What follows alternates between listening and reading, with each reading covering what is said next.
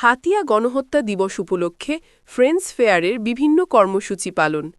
নিজস্ব প্রতিবেদন। কুড়িগ্রামের উলিপুরে আজ ১৩ই নভেম্বর যথাযোগ্য মর্যাদা ও গভীর শ্রদ্ধার সঙ্গে পালিত হল হাতিয়া গণহত্যা দিবস।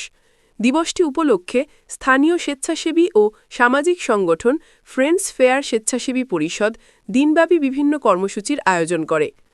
দিনের শুরুতেই শহীদদের স্মরণে জাতীয় ও দলীয় পতাকা উত্তোলন, কালো ব্যাজ ধারণ এবং গণহত্যায় নিহত শহীদদের বেদিতে পুষ্পস্তবক অর্পণ অনুষ্ঠিত হয়।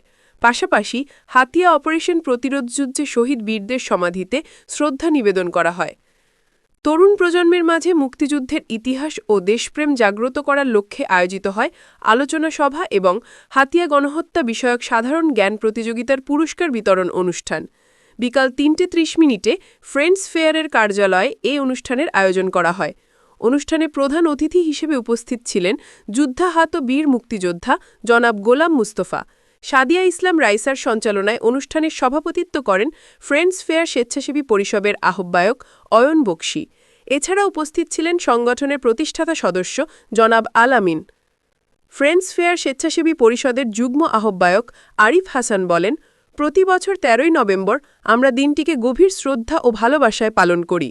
তরুণদের মধ্যে মুক্তিযুদ্ধের ইতিহাস ও দেশপ্রেম ছড়িয়ে দিতে এ আয়োজনের মূল উদ্দেশ্য। এই বিষয়ে আহ্বায়ক অয়ন বক্সী স্মৃতিচারণ করে জানান, ১৯৯৮ সালে উলিপুরে বইমেলা মঞ্চে উলিপুরের মুক্তিযুদ্ধ বিষয়ক একটি সেমিনারে আমাদের দেয়া প্রস্তাবের আলোকে উলিপুরে হাতিয়া গণহত্যা দিবস পালন শুরু হয়। সেই ঐতিহ্য আমরা আজও ধরে রেখেছি, সুতরাং দায়িত্বটা আমাদেরই বেশি। তিনি আরও বলেন, হাতিয়া গণহত্যা ও প্রতিরোধ যুদ্ধে শহীদদের আত্মত্যাগকে স্মরণে রাখতে সমাজের সর্বস্তরের মানুষের অংশগ্রহণই হবে শহীদদের প্রতি সত্যিকারের শ্রদ্ধা। দিনব্যাপী আয়োজিত এসব কর্মসূচিতে শহীদ পরিবারের সদস্য, শিক্ষার্থী, স্থানীয় মুক্তিযোদ্ধা ও নানা শ্রেণী পেশার মানুষ অংশ নেন। সর্বশেষে সকল শহীদের স্মৃতির প্রতি জানানো হয় বিনম্র শ্রদ্ধা।